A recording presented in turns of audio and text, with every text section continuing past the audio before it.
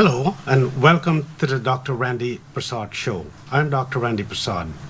As you know, this is budget month.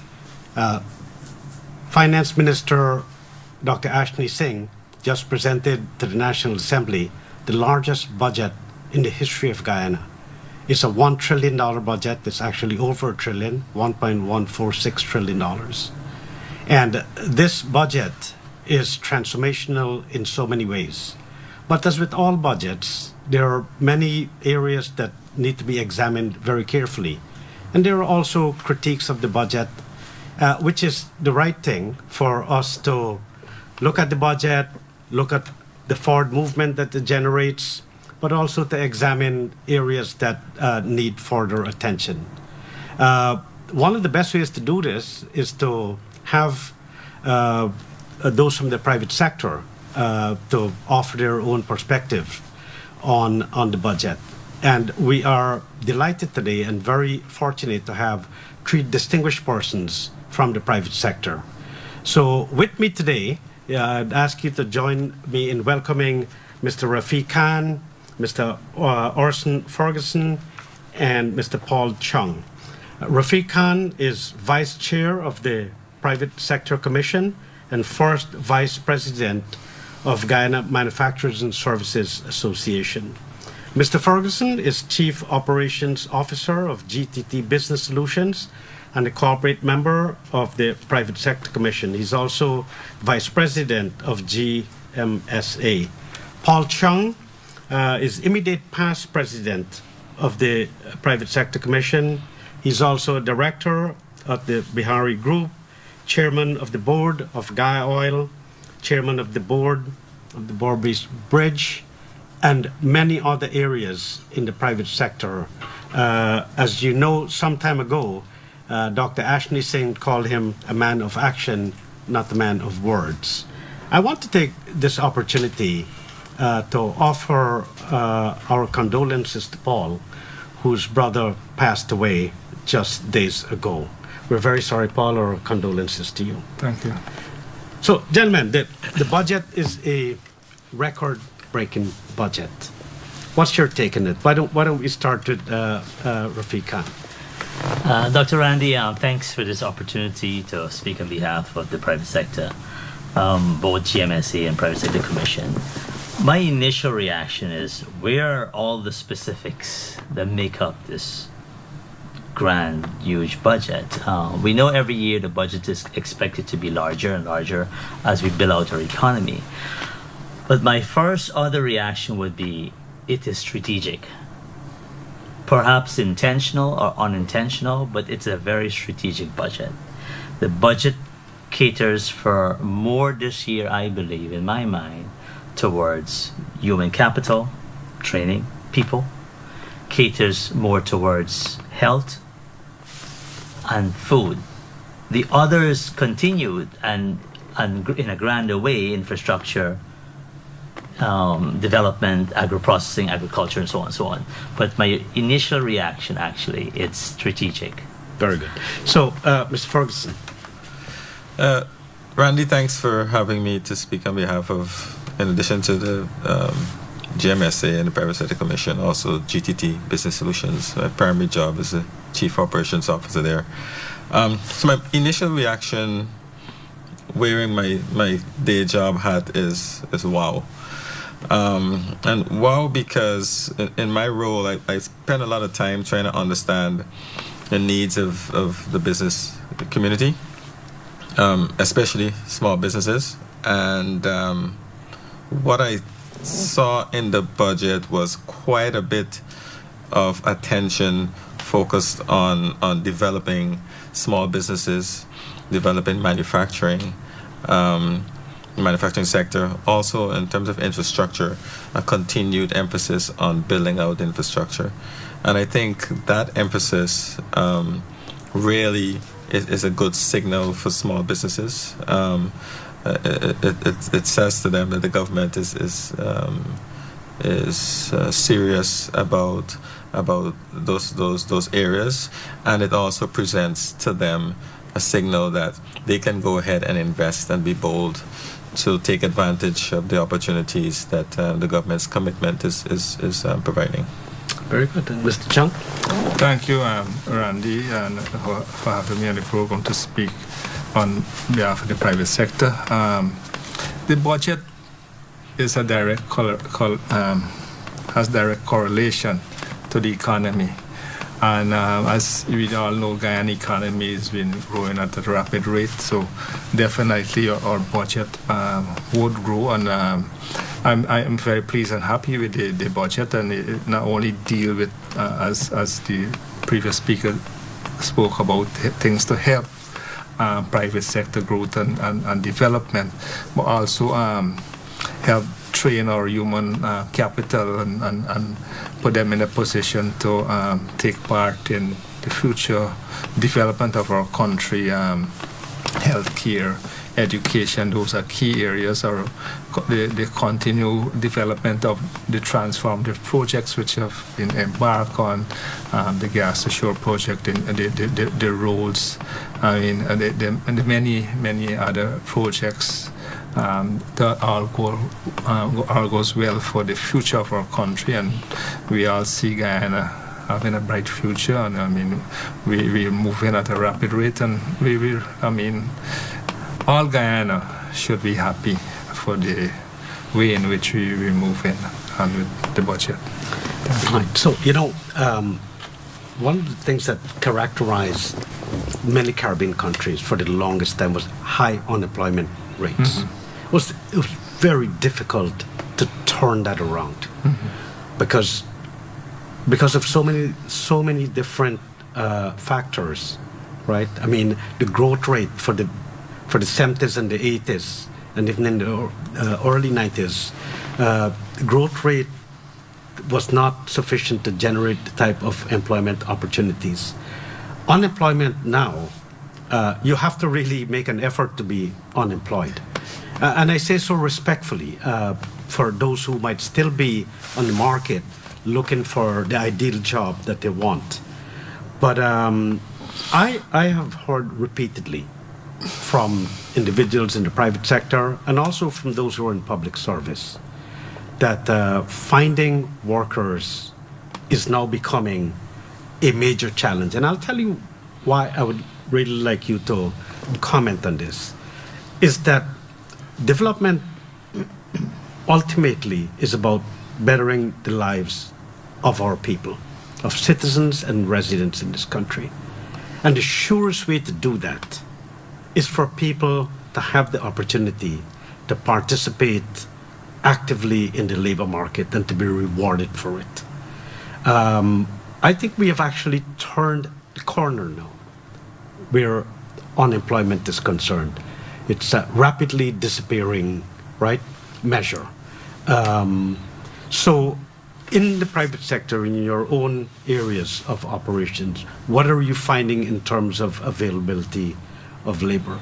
You are in small business. Why don't we start with you first, Orson? Sure. Thanks for that question, Randy. So I think you're right. We've seen I want to say a shrinking in terms of the number of people that are available to work but are not working, as I want to say, probably collapse is the right way to describe it. There's still pockets of people that are looking for work and are not finding work, and some of that is because of transportation kinds of issues, right? So you might have people in Berbice who would want to work in Georgetown, but they can't because of transportation. Or from across the river. Or from across the river. Yeah. So there are those issues that are out there, but for the most part, it's extremely difficult to find workers, and skilled as much as it is unskilled as well. So what we're finding from GTD perspective, for example, is that we've in some cases had to look overseas for especially skilled labor. That's a growing trend. Yeah, it is growing. But we also are doing something different as well, which is we have an apprenticeship program. So we take people with no skills, for example, who are within the catchment area, so to speak, Sure. of where we are, and we bring them on, we pay them decent wage, we train them in specific areas, especially technical, semi-technical kind of areas. So we're finding ways around that problem. And when we look at our customers as well, same thing. Small businesses finding it more and more difficult to find workers locally. Okay. So, but I mean, as much as it's a problem, as you queued it up, it's a good problem. It's a good problem to have. It's a good problem to Rafeek, have. Yeah. what are you hearing and what are you experiencing in your sector? Randy, a little bit different view because I come from the manufacturing sector. Sure. That is non-technical to a point that doesn't require someone with certain skills. But I'm finding that there are skills out there. The challenges that we're having is companies being able to catch up with the cost of getting those skills. For example, we have to bring people from far-reached areas to our factories. I'm in the wood industry. Okay. And there's a lot of skills out there willing to work. Okay. But we have to transport them, we have to house them. So then you have competitiveness. How do you become competitive when the non-oil sector, where you have prices that are still a bit stagnant in terms of what the consumer is willing to pay, Right. the competitiveness Right. is happening, imports that are happening in the construction industry. So we need to do something different. The people are there in some of these manufacturing sectors, right? But we have to do something different to And get them. and the president has actually addressed it when he talked about deploying labor. I don't know if you remember this conversation. I thought it was a really insightful way. You have a lot of folks, people are underemployed in many ways, right? Sometimes because of the geographical dispersion, right? Where the jobs are, where people are living. Yes. So here's what I would like to Yeah. add to this, right? We are centralized on manufacturing or mainly along the coast, right? We need to somehow eventually decentralize manufacturing and have hubs around our country. And this is where, hopefully, with the infrastructure budget again being so high, Yeah. that we are going to be seeing transportation costs for movement of people, north, south, east, and west, becoming less. The cost for people to traverse, not just the cost, but the time, right? Yeah. So I'm hoping it's going to get better. But we need to, at the same time, as the infrastructure is opening out, and as energy is going to be becoming available in other areas of the country, more affordable, I'm hoping that we will have manufacturing hubs going to places rather than the people coming to us. Right. We're having centralized industrial hubs or decentralizing. Basically, a new model with different core areas of production. Paul, you are familiar with a lot across the river. You live across the river in Canal. Yeah. This has real implications. I mean, with the gas to energy at Wales, with the developments along Vredenhoek there, and so much more up the coast. The folks who come from Westamar now to work in the city, a lot of them will have the option to actually stay over on the West Bank and the West Coast, right? Yeah. But they will also have the option when the Damar Bridge is finished to make a far easier commute to East Bank, Georgetown, East Coast to work. The infrastructure, the budget has a lot in infrastructure, in road construction, bridges, and so on and so forth. Do you think that will help with the problem identified by Rafeek? Yeah, I mean, definitely. We had, I mean, at the private sector level, even when we spoke to Minister Dr. Ashni Singh on our presentation, we spent a lot of time talking about creating employment and employing those persons from the outlying areas. But, what we need to do, I mean, because a lot of the construction company, they are providing accommodation for people from Borbies, from Essequibo, and from the outlying areas to work, and they come work during the week, and some of them go home on weekends, some go home once a month, and so that's working well, and we need to match. And this was we spoke to Ministry of Labour to able to capture where we have people and the type of people that we have available in the market. So, I mean, there are many private sector companies who are willing to train too. I mean, Rafeek just spoke about that, so you offer training. There are deficits in many skill sets. I mean, truck drivers, you're not getting truck drivers, heavy duty operators, even factory workers. And they are well paid, those jobs. Yes, those jobs are well paid. Really well paying, high paying jobs. It's paid much more than an office work, and so yes, sure. You'll find people start switching and changing sectoral movement, right? Move away to those sure. higher. Because in some countries you find doctors driving taxis because the taxi job is paying much more than what they get right. Working and things. So there'll be a gravitation towards the higher paying job, and the market, as we said, the market will fix itself. Back to the budget itself. Let's talk taxes. The excise tax on fuel. It was removed. Yes. It really helped a whole slew. Fuel affects the entire economy. But there's economy, and then there are individuals and households. But if you run a minibus or a taxi, if that's how you earn your living, every time you fill up, you're saving quite a lot of money, because correct me if I'm wrong, if we remove, if we were to reintroduce the tax, a liter of gasoline would probably cost somewhere in the neighborhood of 270, rather than right now it's 216 or 219. Yeah. Right? The tax originally was 50%. Okay.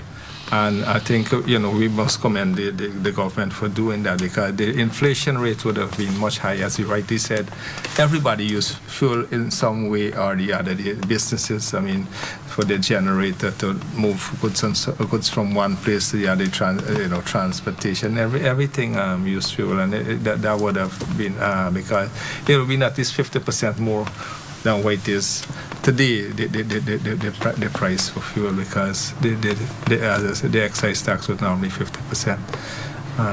Rafeek, you're in manufacturing, you're in the wood business. It's a high energy business. How is this affecting your operations? It did make an impact in terms of helping us to combat the cost of doing business. But we are finding that we're having companies going more on the grid, so they're having actually the grid cost, depending upon the amount of power you're demanding in manufacturing, it's working out sometimes better at the moment. Even though the taxes have been removed, it's still a cost, a heavy cost in our business. In manufacturing, for my industry, is about 3 to 4% of the cost of input for manufacturing the goods. We are hoping that eventually, or actually I would like to see this year, somehow or the other, with impacting the environment, that we're doing more conversion of waste to energy. Okay. We've been talking about that a long time. Yeah. But the cost of fuel is what it is. We're very thankful for the continuous rollover of this removal of taxes and fuel. But it's still a real cost to our businesses, it is. right? Yeah. And this is appreciated. But I would like to say that I see a change, a reduction in the grid. If you use the right transformer and you utilize the right amount of power, you have a balance of both generating your own fuel and having the grid. I've seen a reduction overall in our businesses. We'll come back to Paul because he does know something about fuel. But Orson, how are small businesses benefiting, and what would you like to see happen along the lines of energy? Well, So I think I'm going to answer your question in two parts. One is totally agree with Rafeek and Paul in terms of the impact of not reintroducing the tax on fuel. In our business, we run a network, well, several networks, and power is a very important part of keeping the network up.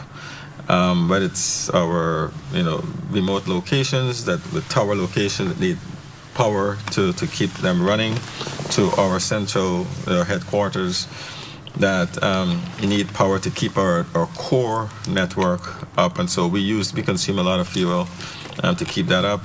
So we have to have the GPL and our own power just in case there's a power failure on the GPL end. We have backup power, so it's extremely important. So the savings there is tremendous and appreciated. Same thing with small businesses, right? We see a lot of small businesses having little generators. We see there's that I'm trying to remember the name of the economy that is called with these services that do deliveries. Okay. A lot of those are popping up, and fuel is an important part of keeping that part of the economy alive. People depend more on the convenience of ordering a product online, paying with product like MMG and have it delivered to them. And in order for that to be viable, having fuel being affordable is extremely important. But I want to stretch a little bit away from the fuel to the question of taxes, right? Yeah. So I've had conversations with the Honourable Minister once or twice about this issue, and he's committed to continuing to look at it. Obviously, in the budget, you can't have everything of what you want, but just as fuel is important to keeping the economy running, data is important to keep businesses and organizations running efficiently. And so what we were advocating for is the removal of VAT on data. But it's in the budget. You know that, right?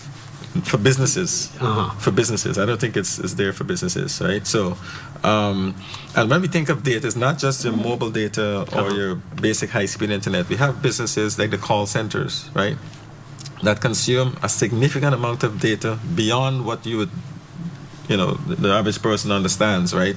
So in order to be able to stay up and connected to your central office in New York or California or London or your customers, you need an extremely high level of connectivity to the internet, and it uses a different product than what your normal household your business uses. is reliability, right? And that's our business. It's got to be reliable. So in order for our local businesses to be competitive, they need to be able to move from the regular kind of connection, data connection or internet connection that is shared amongst other businesses to more dedicated data solutions.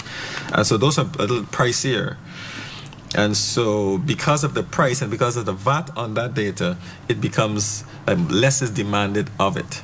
So if you remove the VAT from data, especially those high-end data products, more businesses can be able to are more able to operate at a higher level of efficiency because they consume more of that high-end data connection to the internet and makes them extremely significantly more competitive.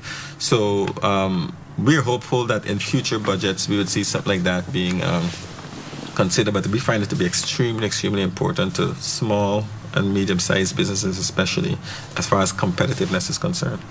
Absolutely. And Paul, the gas to energy will be a game changer. Yeah. Because we have been told, the Vice President, especially at this press conferences, and President Ali only recently across the river, they have made the point consistently that the gas to energy project will cut electricity bills probably by half.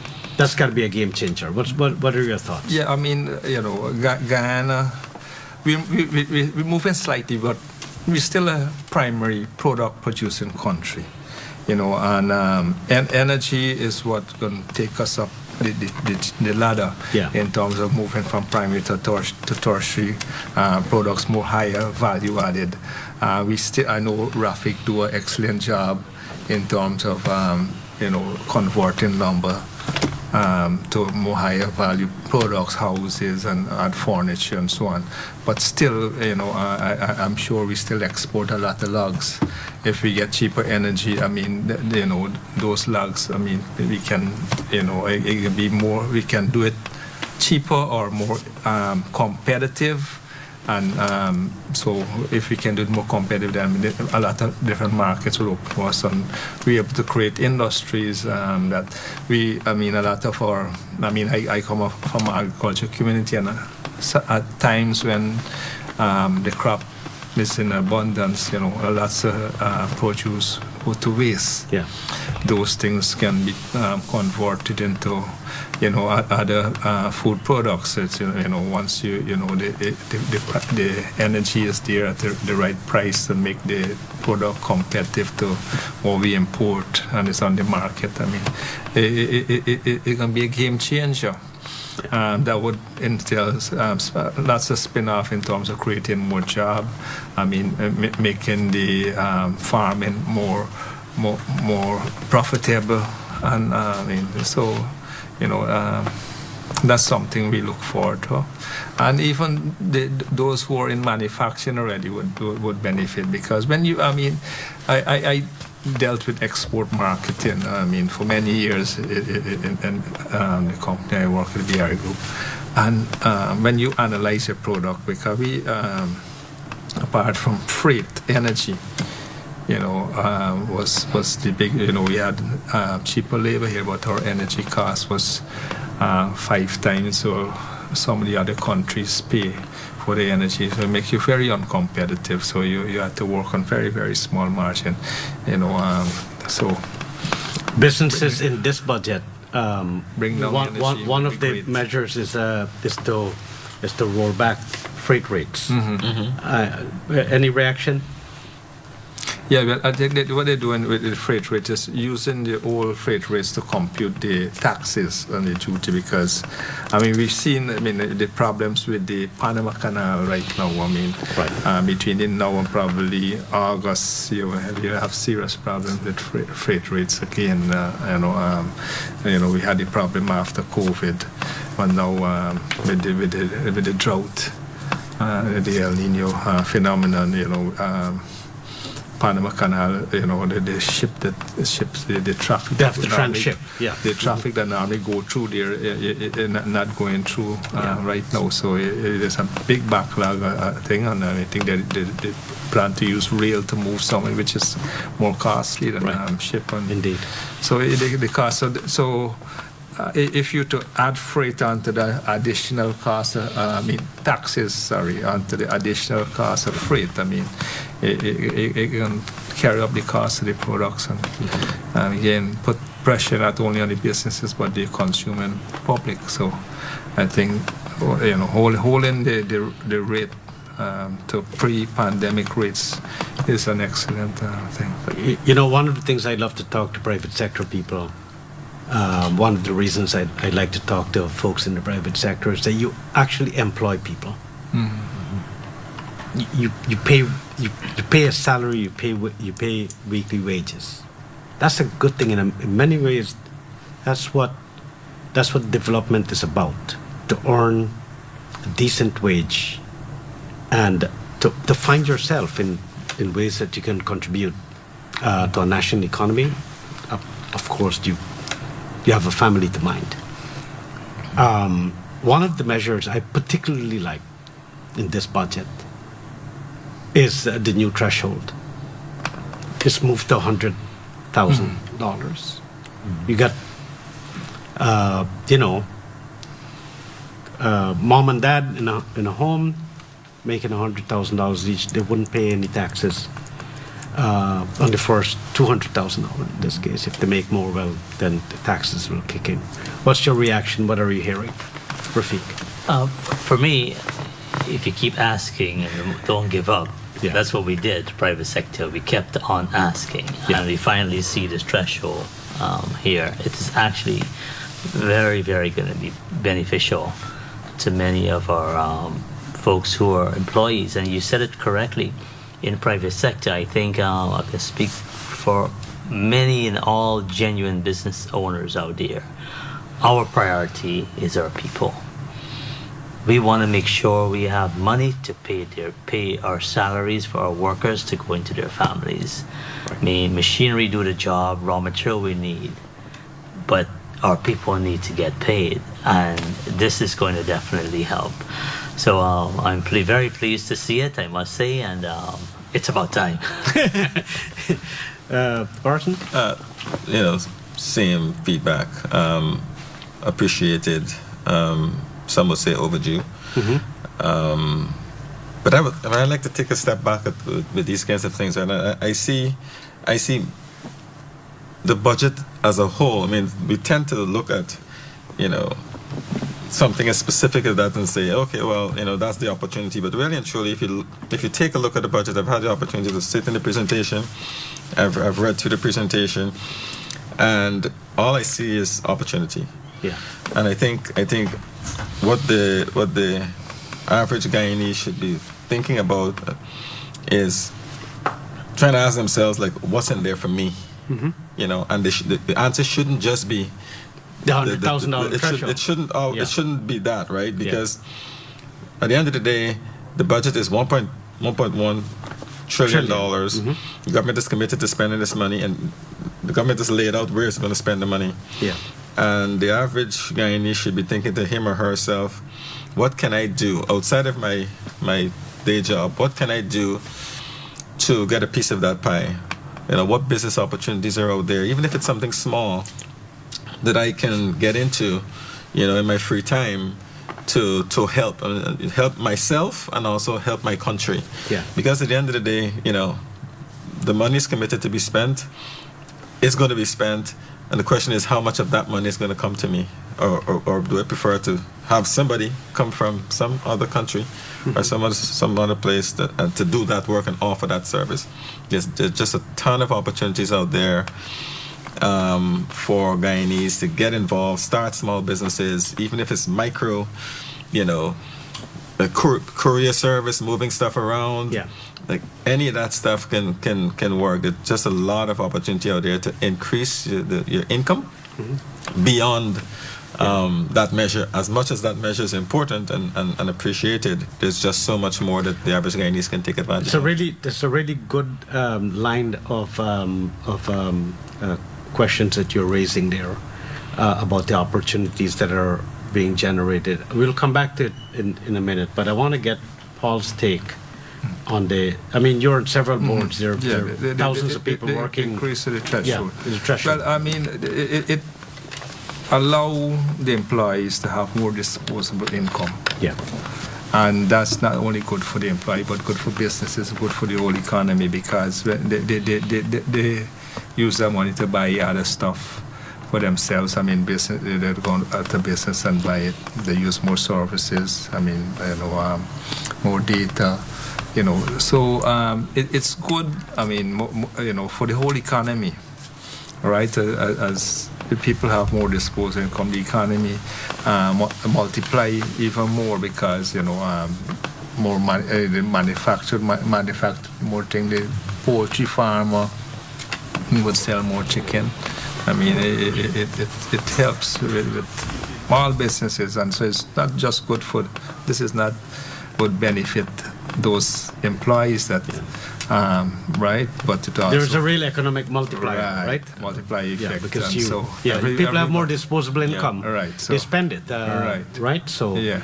That also helps to strengthen, the consumer sector of the economy, right? Correct. Really important in terms of. The international economic relations of Guyana. You raised something really important there, Orson, and I want to follow it up on you. You're saying that there are a lot of opportunities out there,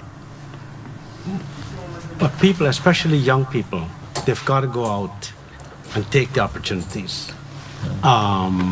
Nobody will come and knock on your door and say, hey, here are these opportunities, why don't you grab them? What do you say if I may begin with you, Pong, what are the opportunities? Where do you see most of the opportunities? We know in oil and gas there's a lot, but there's also, it's an 11% growth rate in the non-oil economy, which is significant. 11% is actually, in the oil economy, would have been considered stellar by any measure, right? Just think about it. Where do you see the opportunities? Agriculture. Yeah. I mean, Guyana has, so much, in terms of, we're a blessed country in terms of, for agriculture. But we're in agriculture. What? You have the high value items, right? Young people now can go into shade house and even the hydroponic and do lots of other crops. The Caribbean, import close to $10 billion US in agriculture products.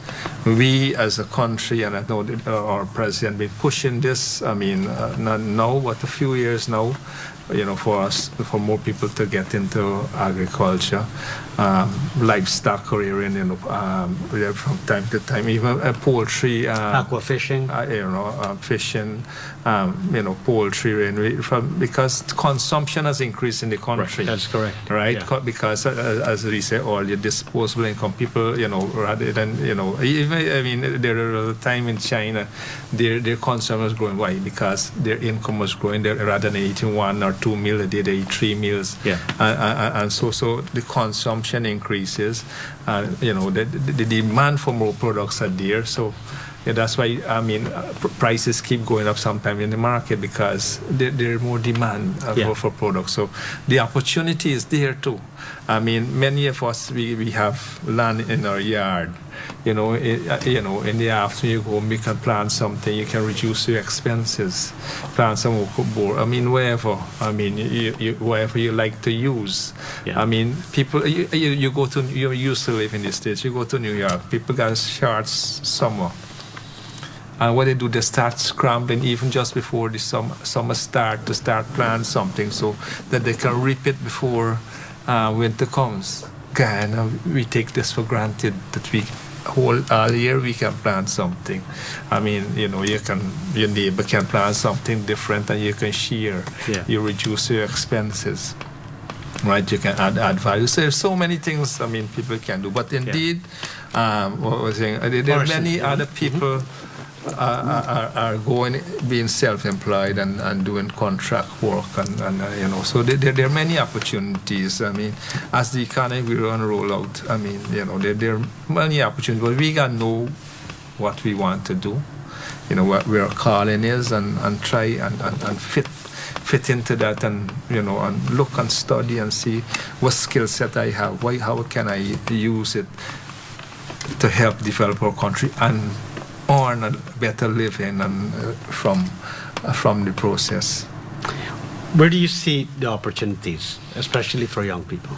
Yeah, so the way I think about these kinds of questions is like you follow the people, right? Okay, so, meaning what? Yeah, meaning so the government is committed to spending quite a bit of tens of hundreds of billions in construction infrastructure work, right? So that means that people are going to be working on projects. Okay. So I might not be a construction, that might not be my skill set. But I know that, 5 miles down the road, those guys are building a road. And they're 20 workers, working on that project. I go there, I speak to the foreman, I say, look, you got 20 guys working here in the hot sun. What is this that they need every day? I go and observe them. Oh, they need water. Lunch. They need lunch. They need, right? Okay. So guys, here's what I'll do. I'll buy your stuff, deliver it for you, and this is the pricing. Every day I'll deliver it for you at this time. Yeah. It could be whatever. It can be water, it can be Polari, it can be whatever. Yeah. And there is your micro business. Okay. Right? There's your micro business. So follow the people. That's a great illustration. Right? Yeah. And there's your micro business. Right? So it just requires a little bit of imagination, right? And then you might say, well, I don't have a bicycle. I can't afford a bicycle. Right? I'm just using it as an example. Well, as it turns out, the Small Business Bureau, the government has, in this very budget, provision to help micro businesses with grants and acts, right? So what's the process? I go to, Ministry of Commerce or whatever, or I call them and I find out, like, how does that work? And I get that information and I apply. I do my paperwork or whatever, and I apply. Is there a guarantee that you'll get a grant? No.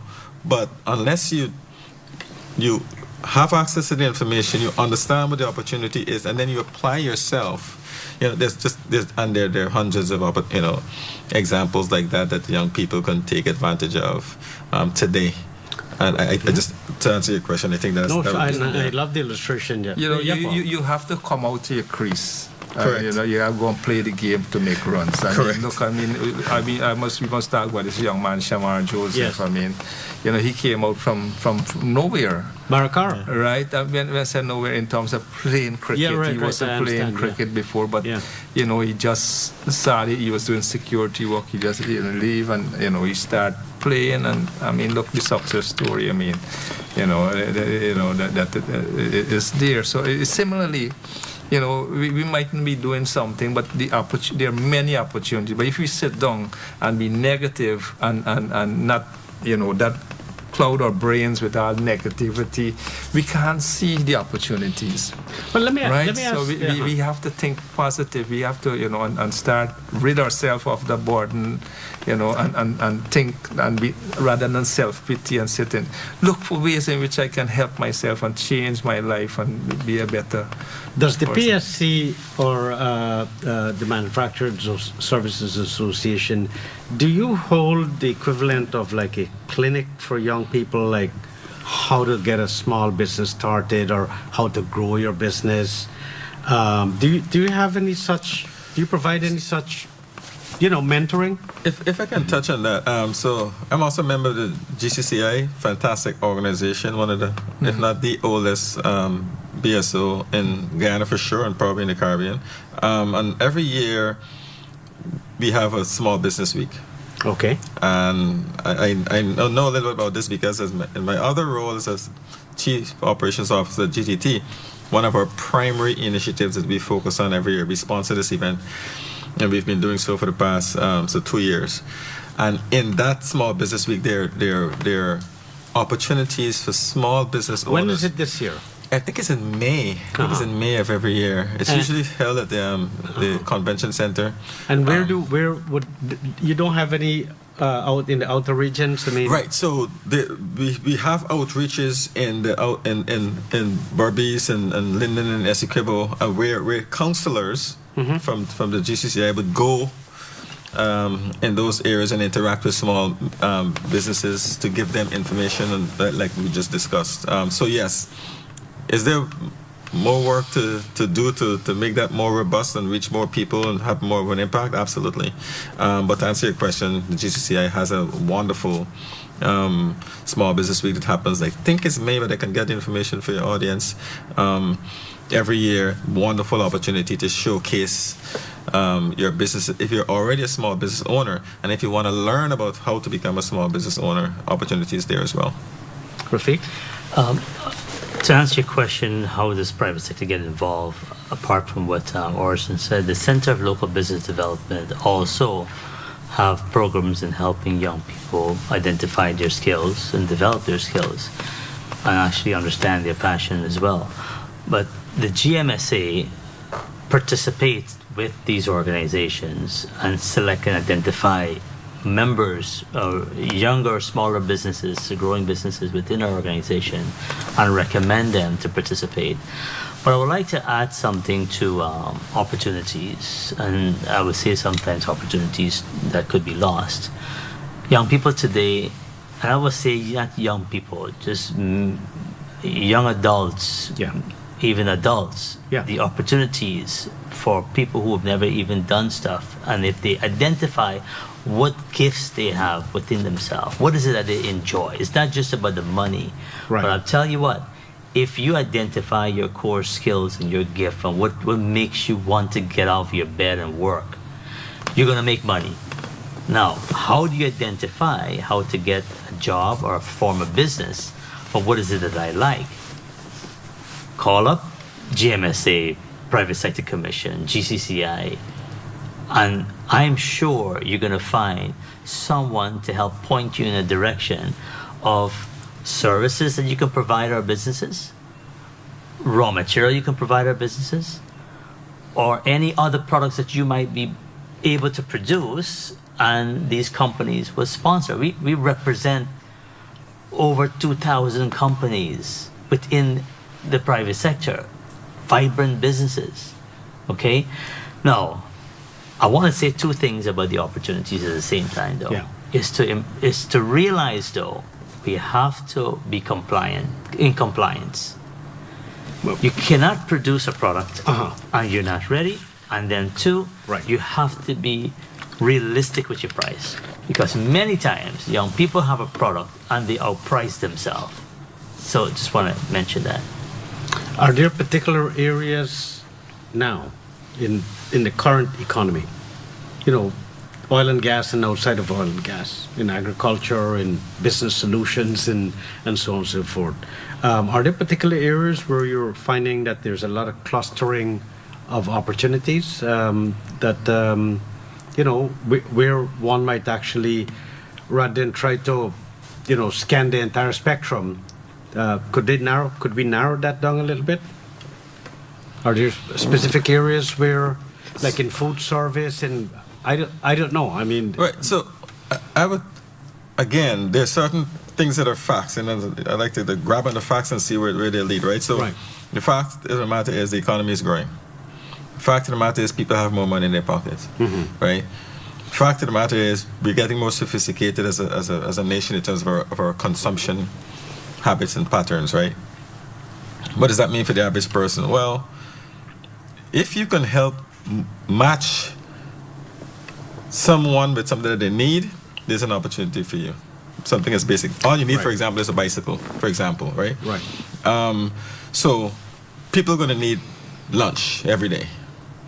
You can have a service where you're delivering somebody's lunch. Sure. And then before you know it, you're delivering 2 people's lunch, and then 3, and then 4, and then 5, right?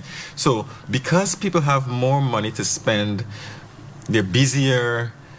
There's just, and that's a good signal for that is you see these services that are delivering food for people and stuff like that. Yeah. Very, very busy at lunchtime, Yeah. right? People Yeah. whizzing around the city. Yeah. That's a signal that there's demand there. There's money to be made. There's there. money to be made there, Yeah. right? So that's a good opportunity Yeah. of just thinking about what you know. You already have the information. You know the economy is growing. You know people have more money. You know they're going to want to buy stuff. How do you match them So, with the things that they want? That's an The example. the budget enables that kind of opportunity. Absolutely. I mean, by providing small grants, Yeah. but most importantly, by growing the economy. Right. Nothing is, there's no better way of, I'm throwing this out as a question. I actually happen to also believe it, but I would like to get your comment. There is really no better way of approaching human development than building out infrastructure, having the requisite macroeconomic policies that you could have sustainable growth. And with sustainable growth, the opportunities for opening small businesses or growing your businesses that are already there. That's the basic model. And I think the budget, that's what, if I may say so, and I know I ask you, does the budget do that? Yeah, if I can just take a swing at it, I know we're running out of time. In my view, yes. Right, I think the budget is a playbook. It tells you exactly your direction the economy is going to go over the next 12 months and maybe even beyond. It tells you exactly all you need to know. You just need to listen to discussions like these. There are going to be lots of them, in the next couple of days. 34% growth rate is Right? And there's it's just going to unbelievable, be, right? So it's your playbook. Businesses and individuals, just try to understand a few things about what's in there and then just chase those down. It's absolutely going to tell you exactly what you need to know, where to invest, where to spend your time, and it applies to businesses and it applies to individuals as well. And I think that you're absolutely right. There's a question, but I actually take it as a statement. The budget is actually the path to taking advantage of opportunities and growing as much as you want to grow. yeah. Paul, local content. Yeah. Can you talk about that a little bit? I mean, you know, there are lots of opportunities there too because, you know, the oil industry is growing and I mean, lots of investment taking place there. So we need to continue to build more capacity. Yeah. I know there are some areas that we can think, but, you know, in a few years, many of the FPS out there, they will need lots of... Prosperity will come on board, and that will have a massive ricochet effect, right? Lots of work to be done on them in terms of maintenance and so on. And, you know, we need to position ourselves, you know, I mean, welders, going to be something in high demand right now, and we're going to need even more. I mean, so the young people, you know, need to go to trade school and develop these skills. What are you hearing about Rent a Citizen? I think there's some concerns about. But you know what I'm talking about, right? The local content secretariat, they're doing a wonderful job to, you know, filter that. So, you know, I want, I mean, if it's one thing that people need to do, our Guyanese brothers and sisters, focus. Yeah. You know, focus on what you want to do. Focus on developing your city, because you can't do everything. Right, the budget is big. We can't try to do everything in the budget. We need to identify our niche, focus on it, and work and develop our skill set in that particular area, and do it as best as we can. Rafeek, local content? Local content, this budget, like Orson said, is a playbook, and it identifies key areas that we need to make sure that our companies grab hold of locally, because it's going to be, I mentioned earlier, opportunities missed, because this budget, when we go and bid for projects, the companies that we represent are companies who are going to go out and be part of this budget in order to fulfill the services. Yeah. And readiness, if we're ready or not, the money is going to be spent. And for local content, we have the opportunities to hire locals to do our part, right? Now, if it is not available, we need to make sure that we do the necessary to get as much of the money trickling down to our local economy when we get our contracts. We're seeing that welders, fabricators, some specialists in skills that you still have to import that we don't have. Sure. We're trying to turn our graduates to the university and try to get people ready for our sector, but there's still a major shortage to be able to provide locally. Medium and high level paying management, for example, we are seeing those skills are still not being satisfied local content wise, because they're having to pay people 2, 3, 4 times salary from other parts of the world to do the job that we're supposed to be able to find mid-level, high-level management professionals. Yes. Whether you're accountants, lawyers, CFOs, financial planners, we need these types of people within local content too. And unfortunately, we're still seeing the challenge and then paying much more when they're overseas than local. So Orson, University of Guyana graduated, I think, 3,000 students last year. What areas would you like them to see focus on more? What kind of graduates would you like to see come out more out of, not only of UG, but our educational system?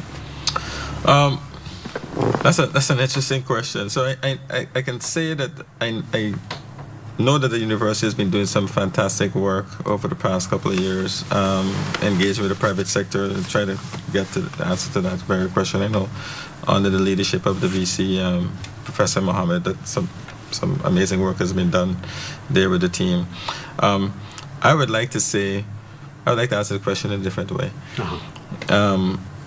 The way I would like to answer the question is, what skills I would like to see people graduating from the university, whatever area, have. Okay. And the answer to that question is critical thinking skills, by far. What does that mean? We hear that a lot, right? Yeah. But what's meant by critical thinking skills? So it means a person has good critical thinking skills when you see it when you know it, Okay. or you know it when you see it. You put a problem in front of them, and they can solve that problem, Okay. or at least figure out a way to solve the problem. I think traditionally, what we've generated out of the university, especially in the social sciences, in the business area, because I mean those are the people that come in front of me, and people that we hire, or at least I hire, they're very good at telling you, for example, what's in the textbook. Yeah, Okay. they can do math, they can add stuff, Yeah. they can subtract, they can divide, they can answer the questions based on what's in the textbook.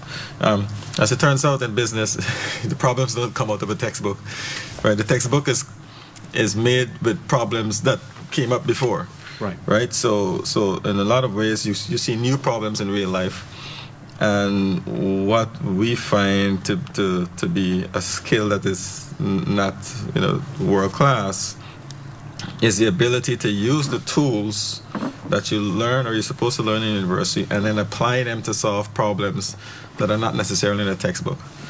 Right? So when I say that kind of skill, that critical thinking skill, that is what I'm trying to describe. The budget actually has committed more than $2 billion. I got this from Dr. Ritesh Tularam, who I think heads up that unit for tech. Yes. Yep. And so that's real promising, and it addresses directly usable skills. And you're absolutely right. Let's say if you major in economics in university, you know all the equations and so on and so forth. But running a business, it's not going to ask you to go back Correct. and elucidate on the fundamentals of some kind of theory. Right. You have to apply yourself. But there's a transition period for that as well, right? And people learn on the job, and there's mentoring. I think with the kind of growth rate we are expected this year, in excess of 34%. There will have to be a quickening of the pace of those who are coming out of university, entering the job market, right? And they really have to, the learning curve is going to have to be really steep. Now, Randy, if I can just jump in. Yes, please, go ahead. A lot of that happens before the people enter university, right? So I think in order to have better outcomes at the university level, we need to have better outcomes at the high school level, the primary level. So it's kind of, I want to say, unfair to expect that somebody who's went to primary school, went to high school, and so the exposure that they had at those two levels did not properly or adequately prepare them for university, right? And expect them to show up, and in 4 years they're just transformed. It happens with some of us, but most of us, it doesn't work that way. So I think the bigger question is what can we do with the educational system as a whole? And I know a lot of work is being put. A lot is going on. Correct. The education budget is $135 billion. Yes. I look forward to see what will happen this year.